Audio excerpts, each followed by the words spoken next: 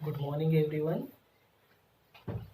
ये हमारा क्लास 9 का जो है पहला वीडियो है और हम जो है आज भूगोल का पहला चैप्टर देखेंगे, मानचित्रण और मानचित्र का अध्ययन। बहुत सारे बच्चों के पास अभी बुक नहीं होंगी, तो मैं जो है वीडियो डालने से पहले बुक की भी जो है पिक डालूंगा, तो बच्चे उसको भी पढ़ेंगे।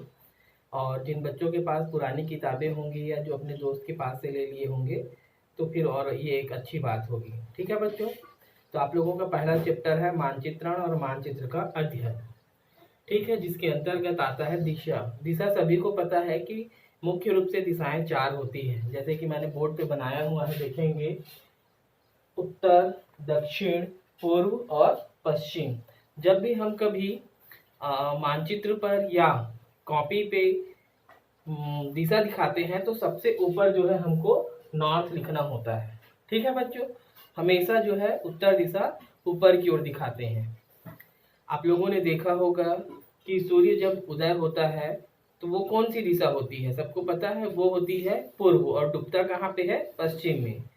तो जब कभी उगते हुए सूर्य की ओर अपना मुख करके खड़े होंगे तो आपके सामने जो होगा वो पूर्व होगा, आपके पीछे पश्चिम, आपके दाएं हाथ की ओर पूर्व और बाएं हाथ की ओर पश्चिम दिशा होगी। ठीक है बच्चों, उसके बाद आते हैं नक्शे में दिशा। तो नक्शे में दिशा कैसे ज्ञात करते हैं, तो मैंने अभी बताया कि हमेशा जब भी नक्शा बनाया जाता है या कॉपियों पर हम जो मैप बनाते हैं तो हमेशा जो है उत्तर जो है ऊपर की ओर हम दिखाते हैं और नीचे हमारा दक्षिण, दाएं हाथ पर पूर्व और बाएं हाथ पर पश्चिम। ठीक है, यदि आप मानचित्र की तरफ मुख करके खड़े होते हैं तो उत्तर दिशा की ओर, दक्षिण दिशा उत्तर दिशा की ऊपर की ओर, दक्षिण दिशा नीचे की ओर और पूर्व दिशा आपके बाईं ओर तथा पश्चिम दिशा आपके दाईं ओर होती है। वास्तव में दिशा सापेक्षिक होती है। सापेक्षिक का मतलब है एक दूसरे के संदर्भ में, जैसे जगदलपुर रायपुर के किस दिशा में है। मानचित्र को वास्तविक दिशा में रखकर पढ़ने की क्रिया को ओरिएंटेशन कहते हैं। कि जब हम मानचित्र को जो है वास्तविक दिशा में रखकर पढ़ते हैं तब वह क्रिया क्या कहलाती है, ओरिएंटेशन कहलाती है। पैमाना, पैमाना जो है सबसे इंपॉर्टेंट पार्ट होता है। पैमाने के बारे में मैं आप लोगों को बहुत डीपली बताना चाह रहा था, बट अभी जो है जितना हो सकेगा उतना ही बता रहा हूँ। पैमाना जो होता है, आप देखेंगे कि जितने भी मैप बने होते हैं उसमें एक छोटे नीचे में छोटा सा पैमाना नीचे जो है बना हुआ होता है। जैसे आप भारत का नक्शा देखेंगे तो उसके नीचे एक पैमाना बना होगा। उसका रीजन है, हमको किन्हीं 2 स्थानों के बीच की दूरी दिखानी है। जैसे हमको यदि छत्तीसगढ़ से दिल्ली जाना है, मान लेते हैं छत्तीसगढ़ से दिल्ली की दूरी जो है 800 किलोमीटर है। अब हम उसको जो है, चूंकि दूरी बहुत अधिक है और छोटे से नक्शे पे दिखा नहीं सकते हैं, तो हम क्या करेंगे, उसके लिए एक पैमाना इस्तेमाल करेंगे। ठीक है बच्चों, तो उसी दूरी को जो है पैमाने के द्वारा दिखाते हैं। आप मैप देखेंगे तो मैप कोई बहुत छोटा मैप होता है भारत का, कोई बहुत बड़ा होता है, लेकिन जो भी सिटीज, जिले, राज्य दिखाए होते हैं उनकी वास्तविक दूरी उसमें रहती है, वो पैमाने के द्वारा बनाई जाती है। जैसे एक हम पैमाना नक्शा बनाते हैं तो दिल्ली की दूरी दिखा रहे हैं तो हम एक पैमाना ले लेते हैं कि 1 सेंटीमीटर बराबर 300 किलोमीटर। ठीक है, तो हम 300 किलोमीटर या 1 सेंटीमीटर बराबर 200 किलोमीटर, तो छत्तीसगढ़ से दिल्ली की दूरी को हम 400 सेंटीमीटर में 4 सेंटीमीटर में 800 किलोमीटर दिखा सकते हैं। ठीक है, अब हम आ जाते हैं सीधे मानचित्र की यात्रा पर।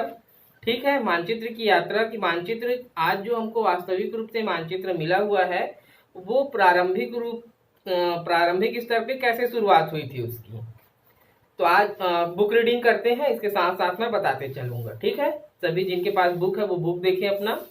आज हम जिन मानचित्रों को देखते हैं उन्हें यहाँ तक पहुंचने में 3000 साल से भी ज्यादा समय लगा है।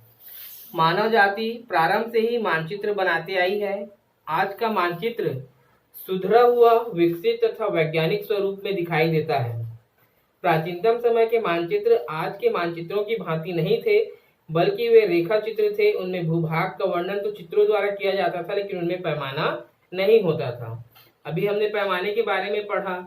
तो पहले जो मानचित्र बनते थे वो एक अंदाजे से जो है सिर्फ निशान बना दिए जाते थे, पर्वत पठार दिखा दिए जाते थे, शहरें दिखा दी जाती थी, परंतु उनके बीच की जो दूरी है वो वास्तविक नहीं दिखाते थे।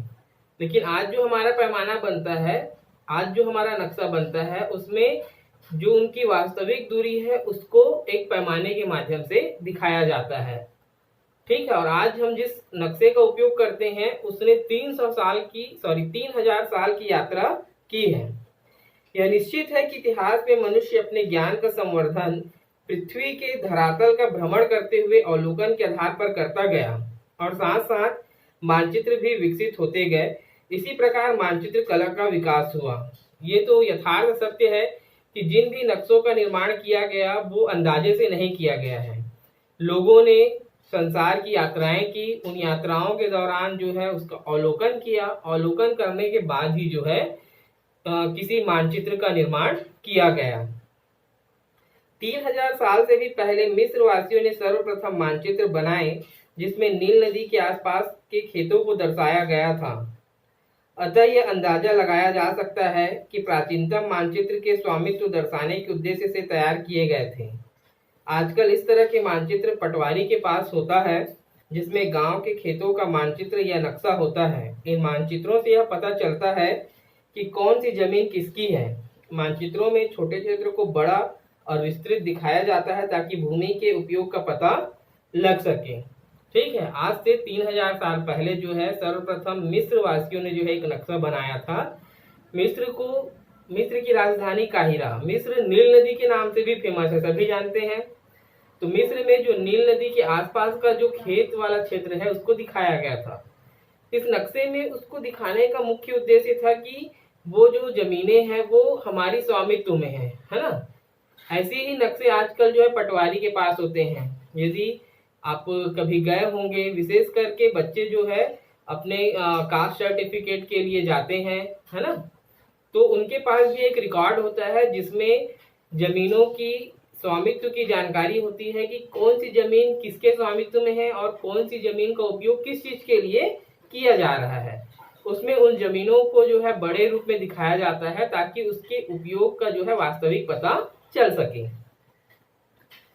600 ईसा पूर्व बेबीलोन, इराक में मिट्टी की टिक्की पर बहुत स्पष्ट बना एक मानचित्र है, आपकी किताब में भी है, देखिएगा, जिसमें बेबीलोन के टिग्रिस, यूफ्रेटस नदी, पहाड़, द्वीप और चारों ओर समुद्र दर्शाया गया है।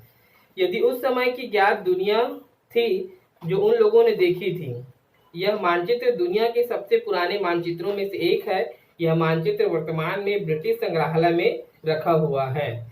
ठीक है। आज से 600 ईसा पूर्व, ठीक है, ईसा मसीह के जन्म के पहले जो है बेबीलोन इराक में जो है एक मिट्टी के टैबलेट पर जो है एक प्राचीनतम नक्शा बना हुआ है जिसमें वहां के समुद्र, नदी, पहाड़, नदी सबको जो है स्पष्ट रूप से दिखाया गया था, जो उस समय की ज्ञात दुनिया की एक स्पष्ट नक्शा था। ये जो है वर्तमान में अभी ब्रिटिश संग्रहालय में रखा हुआ है और ये अभी तक ज्ञात पुराने मानचित्रों में सबसे पुराना मानचित्र है। मानचित्र बनाने की कला कैसे विकसित हुई, क्यों आवश्यकता पड़ी मानचित्र बनाने की, ये भी एक बात है कि लोगों ने मानचित्र क्यों बनाए। तो मानचित्र बनाने की कला का विकास सर्वप्रथम यूनानी भूगोलवेत्ताओं ने किया। हिकेटियस का मानचित्र ईसा पूर्व 5वीं या 6वीं शताब्दी में तैयार हुआ था। हिकेटियस को भूगोल का जनक माना जाता है। वे भूमध्य सागर के समीप निवास करते थे। उस समय पृथ्वी को गोलाभ नहीं माना जाता था, बल्कि एक तस्तरी के रूप में कल्पना की जाती थी कि हमारा जो पृथ्वी है वो एक प्लेट के समान है, स्फेयर में नहीं है, ऐसा उस समय माना जाता था। पृथ्वी की कल्पना की गई थी और उसके केंद्र में ग्रीक को दिखाया गया था। इस समय संसार को केवल 3 महाद्वीपों में यूरोप, एशिया और अफ्रीका में बांटा जाता था। एशिया की जानकारी केवल सिंधु नदी के पश्चिम तक ही थी। ठीक है। मानचित्र बनाने की जो प्रयास थे उसमें जो है हिकेटियस को जो है श्रेय जाता है। जो भूमध्य सागर के पास रहते थे, उस समय पृथ्वी को जो है स्फेयर नहीं माना जाता था, बल्कि एक प्लेट के समान, तस्तरी के समान माना जाता था। और उस समय जो है पूरे महाद्वीप को 3 भागों में बांटा गया था, या कह सकते हैं कि केवल 3 महाद्वीप के बारे में ही जानते थे। एशिया महाद्वीप में जो है केवल सिंधु नदी के पश्चिम तट तक की ही जानकारी उपलब्ध थी। ग्रीक राज्य के पतन के बाद रोमन साम्राज्य का उदय हुआ, जिसका क्षेत्रीय विस्तार मध्य यूरोप, फ्रांस, इटली, ब्रिटेन तथा एशिया माइनर तक था। इस समय के महान भूगोलवेत्ता टॉलेमी ने मानचित्र बनाने में अक्षांश व देशांतर रेखाओं के महत्व को पहचाना व इस आधार पर यूरोप व संसार के बनाए गए मानचित्र, इस मानचित्र में महाद्वीप की पूर्वी सीमा, चीन तथा पश्चिमी सीमा, स्पेन इत्यादि के तटों को दिखाया गया। ये था बच्चों हमारा मानचित्र की विकास यात्रा, कि कैसे जो है मानचित्र जो है पुराने समय से लेकर अब के इस समय तक आया। इसमें कुछ और लाइन है, उसको मैं और कर देता हूं। मानचित्र कला का विकास जो है पुनः 13वीं शताब्दी के बाद हुआ, जब यूरोप में समुद्री यात्राओं के लिए दिशाओं की सही जानकारी की आवश्यकता महसूस की जाने लगी। ठीक है, 3000 वर्ष पूर्व हुआ, परंतु 13वीं शताब्दी में जो है मानचित्र की आवश्यकता जो है कुछ ज्यादा होने लगी, जब लोगों ने समुद्री यात्राएं प्रारंभ की। विश्व का नौका के माध्यम से चक्कर लगाने वाला पहला व्यक्ति कौन है?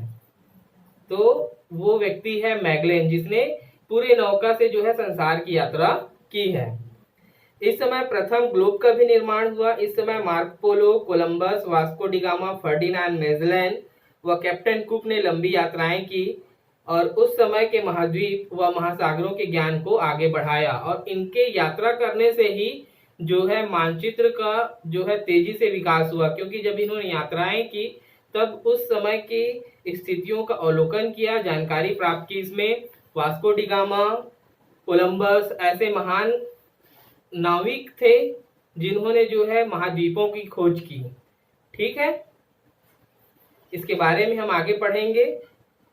मार्को पोलो ने सन 1254 से 1324 तक अपनी यात्रा यूरोप के वेनिस शहर से शुरू की। वह थल मार्ग के द्वारा यूक्रेन, इराक, यरूशलेम होते हुए चीन पहुंचा।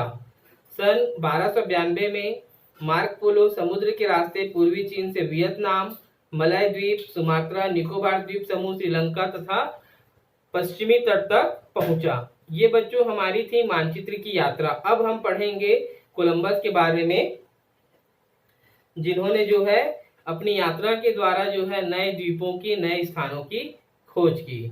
कोई भी डाउट होगा बच्चे में मेरे से पूछेंगे। Thank you.